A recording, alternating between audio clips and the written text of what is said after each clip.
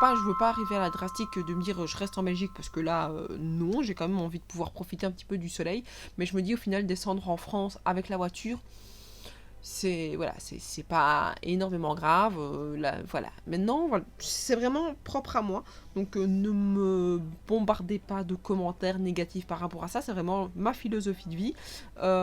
Et je respecte toute personne qui aura envie d'aller voyager à l'autre bout du monde pour aller pouvoir découvrir plein de choses. Voilà, moi j'ai pas besoin, je n'ai pas besoin de ça pour pouvoir rêver et vivre une vie super épanouie. En tout cas, pas pour le moment. Je sais pas, peut-être que je changerai un jour, mais voilà.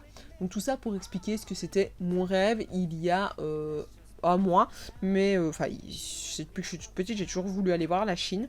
Mais voilà, je pense que de toute façon, déjà, avant que je fasse tout ce commentaire, je pense que c'était pas envisageable et c'est juste un rêve. Et c'est pour ça qu'au final, c'est un rêve qui ne s'accomplira jamais. J'en ai plein d'autres, des rêves, hein.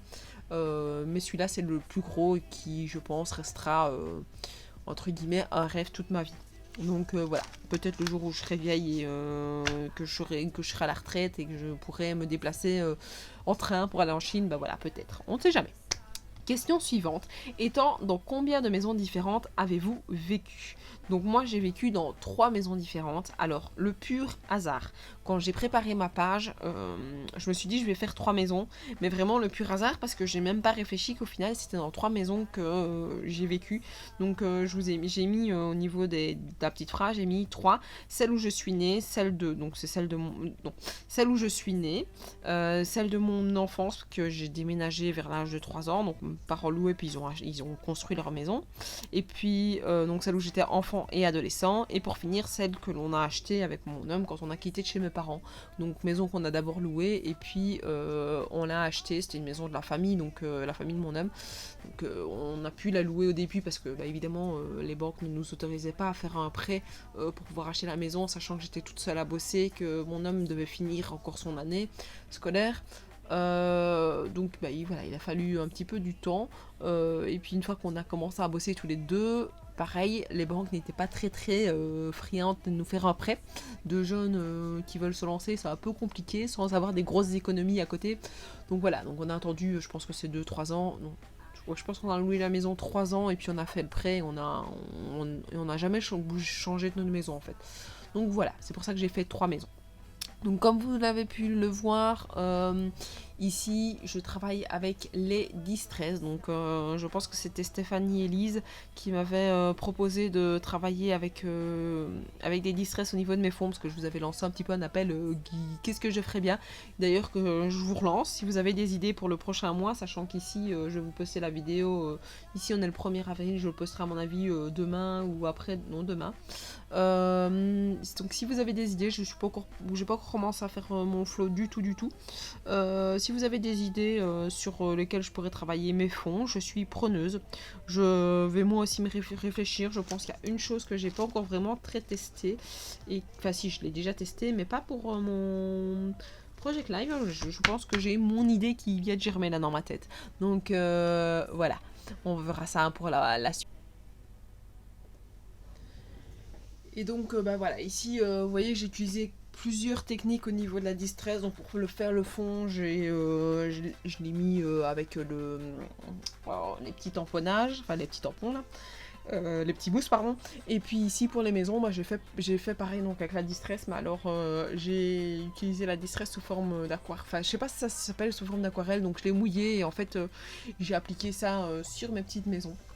Donc j'ai fait 3 maisons de couleurs différentes, donc une bleue, enfin une espèce de bleu vert, de mauve et d'orange. Donc je trouvais que ça donnait assez bien. Donc voilà, c'est aussi un élément que j'ai utilisé pour faire mon art journaling, donc vous le verrez, je sais plus, ouais c'est la semaine prochaine. Je l'ai prévu pour mercredi prochain, donc un peu de la même technique. Donc j'aime bien utiliser la même technique, comme je vous avais dit, pour mes 210 questions et pour mon art journaling. Donc sur le mois, je plus ou moins la même chose.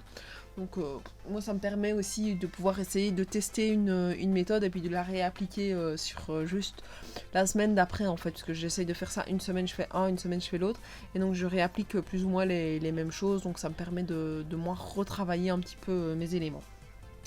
Donc voilà, vous voyez aussi que j'ai mis un petit tamponnage donc pour faire un petit peu l'effet comme s'il y avait une montgolfière qui était dans le ciel en fait. Donc je trouvais ça assez joli. Évidemment je suis sur du papier qui n'est pas énormément grand. Je vais prendre, je regarde où j'avais mis j'ai mis une latte. Parce que mon bureau étant mis en L, je n'ai pas les mêmes éléments que j'ai sur mon PC que sur ma partie scrap. Donc elles font 15 sur 15 si je me souviens bien. Donc 15 sur 14,5. Donc c'est pas très très grand. J'ai pas besoin de plus grand parce que je ne saurais pas m'exprimer sur quelque chose d'énormément plus grand. Donc voilà, je trouve que c'est vraiment une belle échappatoire, ce petit format-là, pour pouvoir s'aérer la tête et faire un petit peu autre chose sans vraiment sans se prendre la tête. Donc là, je vous avoue qu'au niveau de mes 210 questions, j'essaye de ne pas me prendre la tête. Je fais vraiment au feeling. Et si ça me plaît pas, bah tant pis, je passe à autre chose et j'essaye autre chose. Mais voilà, j'essaye de garder un petit peu les idées claires par rapport à ça. Donc voilà. Au niveau d'une des montgolfières, donc j'ai décidé de la faire avec la distress, enfin la distress donc sous forme d'aquarelle. Donc pour pouvoir la peindre, il me restait un petit peu des couleurs, donc je me suis dit autant l'utiliser et de ne pas tout essuyer sans l'utiliser parce que autant que ce soit un petit peu tout utile. Donc voilà. Et au niveau donc de la page, j'ai voulu faire aussi un petit peu des tamponnages. C'est une espèce de lettre et je trouvais que ça donnait bien pour faire l'effet lettre d'une maison, on reçoit des lettres et tout ça. Donc ouais, j'aimais bien cette idée-là. Donc voilà. Ensuite, j'ai collé donc la petite question et mon petit journaling qui est juste en dessous. Donc comme je vous disais, n'hésitez absolument pas à me dire une technique quand même, si dans ma tête au final en vous parlant, je me suis dit que j'allais faire, que j'avais trouvé une idée de technique. N'hésitez pas pour les mois qui suivent à me donner un peu des idées de ce que vous avez peut-être envie que je fasse en fonction du matériel que j'ai ou que je n'ai pas. Parce qu'évidemment, je n'ai pas tout non plus à portée de main comme ça. Maintenant, on sait jamais, si vous avez des idées, je suis preneuse. Il y a des choses que vous aimeriez bien que je teste, c'est toujours aussi assez cool. La question suivante était: quel est votre péché mignon? Alors j'ai mis le chocolat. Et d'ailleurs, cette page m'a bien fait rigoler parce que le jour où j'ai préparé j'allais dire mon bugeot, mais non, rien à voir, mon flot. Donc mes 210 questions. Mon homme venait justement d'acheter une tablette de chocolat. Donc je cherchais partout avec du chocolat, enfin avoir des images de chocolat et je ne trouvais pas une tablette de chocolat dans les magazines que j'avais. Donc évidemment j'ai des magazines que ma soeur m'a donné, des trucs pour bébé, des trucs bien 100% féminins que moi je n'achète absolument pas. Donc je les pique chez ma soeur. Et je n'avais pas quelque chose qui ressemblait à du chocolat et ça m'énervait jusqu'au moment où je me suis dit bon tant pis, je laisse tomber pour aujourd'hui, je vais aller chez mes parents je pense le lendemain. Je me suis dit tant pis, je chercherai chez mes parents s'ils n'ont pas quelque chose dans les magazines et je vais dire bonne nuit à mon homme et mon homme avait une tablette de chocolat devant lui avec ses fèves de cacao et je lui ai dit toi je t'aime. Je veux ton paquet de chocolat. Il m'a dit, bah tiens, prends-le. D'abord, il pensait que j'allais lui manger son chocolat. Mais j'ai dit, non, je veux pas le paquet de chocolat, je veux juste l'emballage du paquet de chocolat. Donc voilà. Et d'ailleurs, ici, le chocolat, c'est vraiment une horreur. Parce que là, le fait d'être à la maison, j'ai tout le temps envie de manger. Pour le moment, je me maintiens, je me contiens. Mais le soir, c'est juste pas possible. Je monte, je sais pas, vers 10h, quelque chose comme ça. Et je vais regarder un épisode d'une série, peu importe laquelle, dans le lit et j'ai toujours envie de prendre mon petit morceau de chocolat pour monter, enfin mon petit morceau, ma ligne de chocolat pour monter et un jour sur deux je craque, j'essaye de tenir mais j'y arrive pas et là je vous avoue qu'à mon avis je vais prendre bien 10 kilos avant la fin de ce confinement là et qu'il est grand temps que je puisse ressortir et puis m'aérer comme ça le soir je suis fatiguée et je peux dormir même si au final les enfants me fatiguent énormément, on va pas se mentir.